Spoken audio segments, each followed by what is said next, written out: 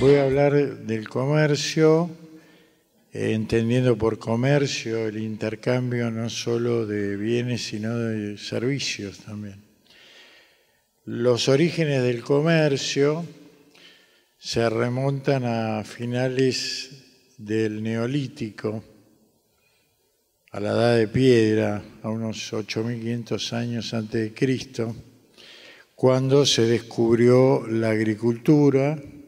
El hombre empezó a cultivar la tierra y a acumular bienes producidos.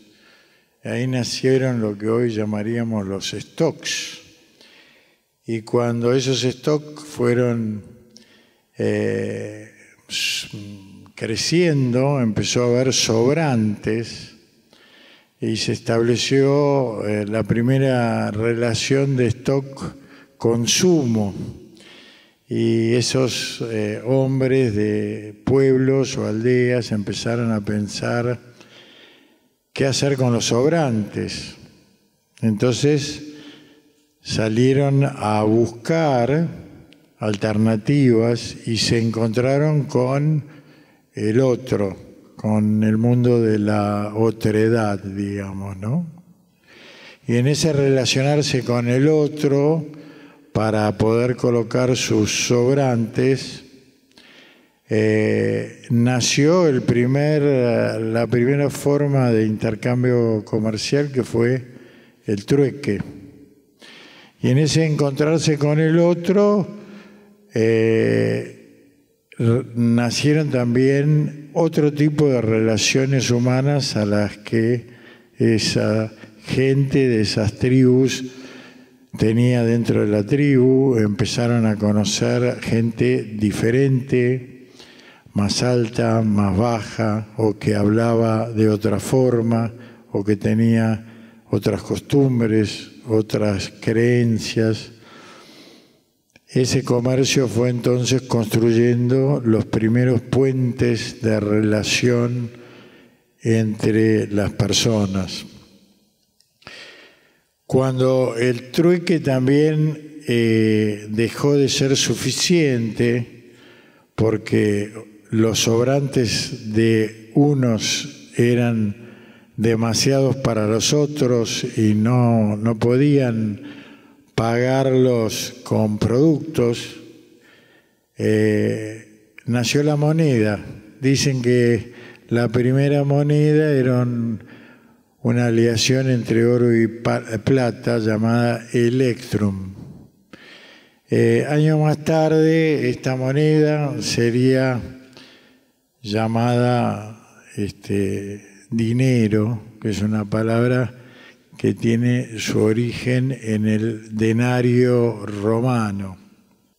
Las primeras rutas comerciales fueron naciendo cuando el hombre quizás inventó la rueda y pudo empezar a llegar a mayores distancias y a transportar las mercancías en mayor volumen.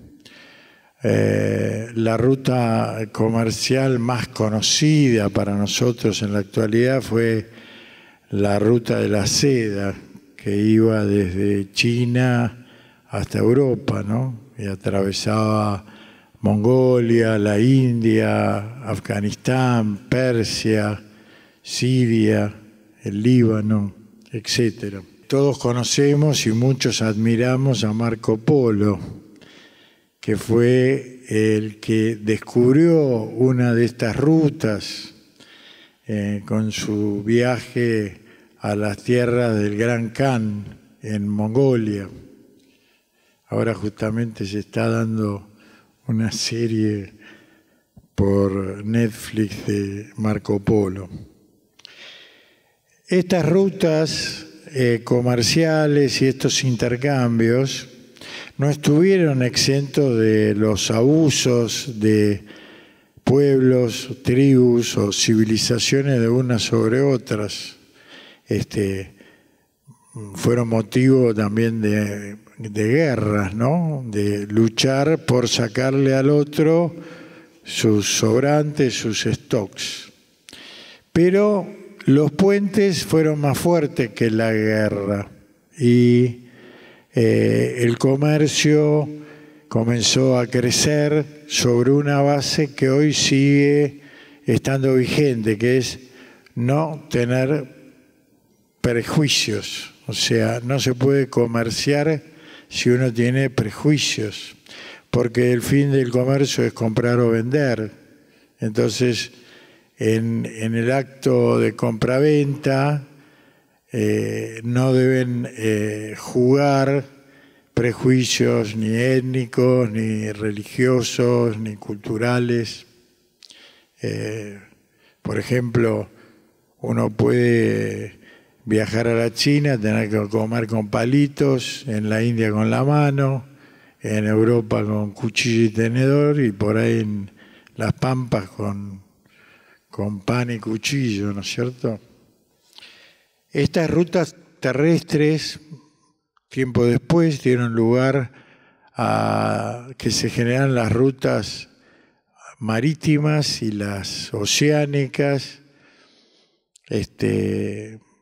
Tenemos el caso de Cristóbal Colón, para mí, uno de los grandes visionarios y utópicos de todos los tiempos, que pensó que la Tierra era redonda y que justamente podía achicar el tiempo que se tardaba en la ruta de las especias que cruzaban por tierra todo el Asia hacia Europa. Y dijo, por acá llego más rápido, y tenía un fin comercial su viaje en las carabelas hacia las tierras del Gran Khan.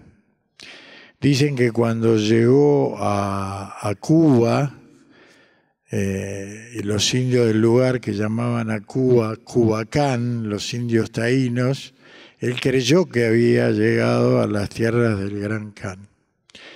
El descubrimiento de América permitió un comercio de productos más que interesante, porque los europeos pudieron llevarse de América productos como el tomate, la papa, la batata, el maíz, el tabaco, el chocolate.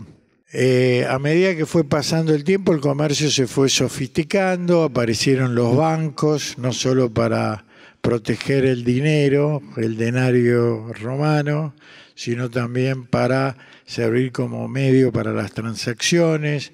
También las compañías marítimas. Surgieron entonces los contratos de compraventa, de fletamento, y en esos contratos básicamente se comerciaba un producto de determinada calidad en cierta cantidad que debía llegar a tal lugar desde tal lugar en tal tiempo y que se debía pagar de tal forma. Hoy vamos a ver, ahora empezar a ver algún gráfico. El comercio mundial de bienes y servicios, son datos de la Organización Mundial del Comercio para este año 2017, va a estar en el orden de los 27 billones de dólares, pero en el 2007 se calcula que va a haber un leve crecimiento. Respecto a las exportaciones mundiales, hay 10 países que concentran casi el 50% del comercio internacional. China con el 11.2%, Estados Unidos con casi el 11%, Alemania con el 7.8%, Japón con el 4%, etc. Estos mismos 10 países concentran el 53% de las importaciones, siendo el primero Estados Unidos con el 13.3%, China con el 10%, Alemania con el 6,5%, etc. Esto demuestra otra premisa adicional a la que dije antes, de que el comercio no puede tener prejuicios. Esta cifra demuestra que para exportar hay que importar. Porque no es casualidad que los países que más exportan son los que más importan. A veces en Argentina tenemos mucho miedo por distintos motivos a importar, pero evidentemente lo que da fuerza para exportar es no tener miedo a importar. Ya que estamos hablando un poco de Argentina, quisiera decir que en el análisis histórico de nuestro país nunca ha sido un país expansionista, no ha sido un país volcado hacia el mundo. Lo demuestran varias cosas, cómo se fue desmembrando el virreinato del Río de la Plata, se fueron independizando el Alto Perú, Paraguay, la banda oriental. Las guerras que tuvo Argentina en su primera época de independencia, las ganó en el territorio, pero las perdió en la diplomacia. Tenemos muy pocas empresas multinacionales. Si hablamos del sector agropecuario, las empresas multinacionales nos caben en los dedos de las dos manos. No quiero hacer nombres, pero no debe haber más de 10 empresas multinacionales. Quizás eso tiene un motivo cultural. La mayoría de nuestros abuelos o inmigrantes venían a hacer la América y después volver a su terruño, entonces no se afincaban con fuerza en la Argentina. Pero lo cierto es que la Argentina no tiene una mentalidad expansionista y tampoco impulsa a sus pocas compañías multinacionales a crecer. Hace pocos días el Ministerio de Producción sacó una línea de financiamiento para las empresas multinacionales argentinas. Nosotros en el Ministerio de Agroindustria, en la Secretaría de Mercados Agroindustriales, estamos por iniciar el trabajo de un grupo al que le hemos puesto de nombre Multiar, que justamente vamos a convocar a estas pocas empresas multinacionales del sector agropecuario para hacer un trabajo de reflexión común de las cosas que necesitan en materia impositiva y financiera para avanzar más y cómo podemos motivar a otras empresas argentinas a seguir el ejemplo. Tenemos que regenerar, a mi modo de ver, el sueño y las utopías de la generación del 80, que tenía ese sentido del progreso para alcanzar el bienestar. La participación de las exportaciones argentinas de bienes han ido cayendo drásticamente. En los años 60 representaban el 1% del comercio internacional y hoy solo el 0,34%.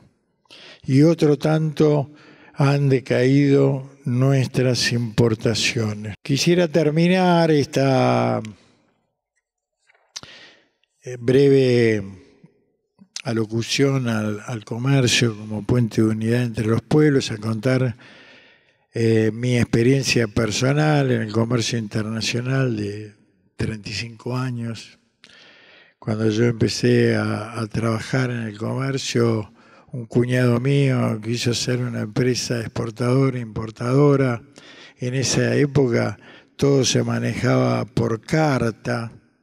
Recibíamos del Ministerio de Relaciones Exteriores una cosa que se llamaba oportunidades comerciales en el exterior, y me acuerdo que una vez nos enfocamos en el tema de las aletas de tiburón disecadas. No andaban los teléfonos en Buenos Aires, entonces empezamos a mandar cartas a Puerto Madryn, tratando de buscar algún proveedor.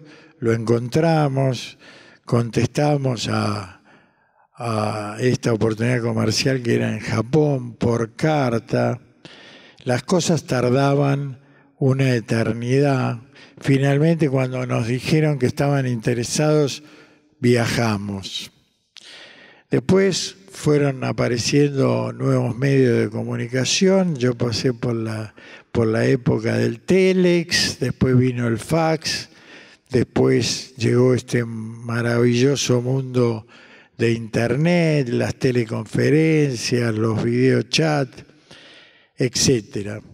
Pero el contacto personal, según mi experiencia, siempre ha sido básico para poder realizar negocios de escala, de volumen.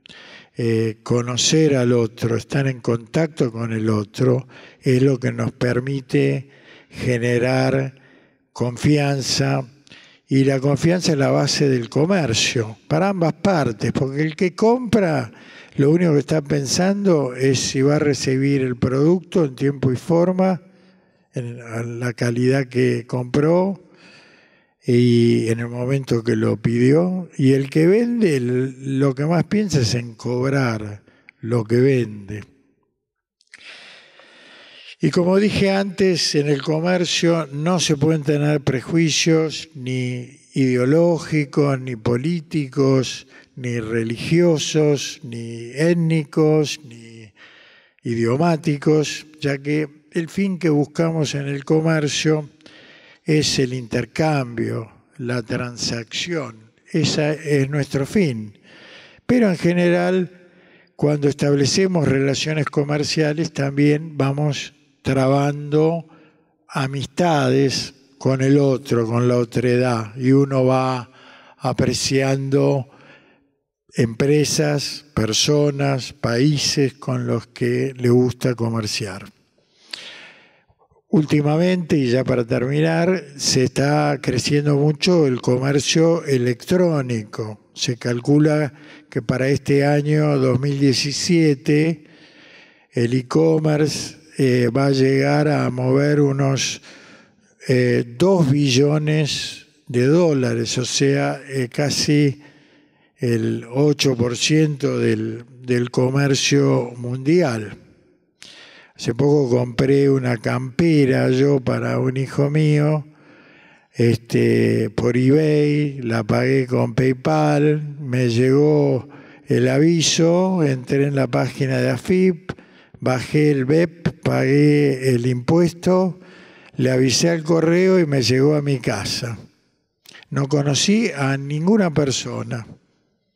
No tuve contacto con ninguna persona, todo fue electrónico. Sin embargo,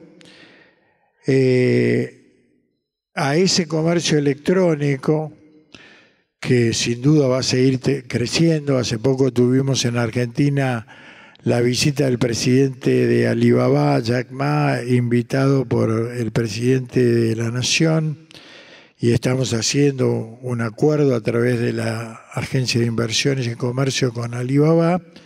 Yo creo que para los negocios de escala va a seguir existiendo la necesidad de ese contacto personal, que es el puente de unidad entre los pueblos, que es un puente que es más fuerte que los conflictos y que las guerras, porque, como ya dije al comenzar a hablar, no existen los prejuicios. Muchas gracias.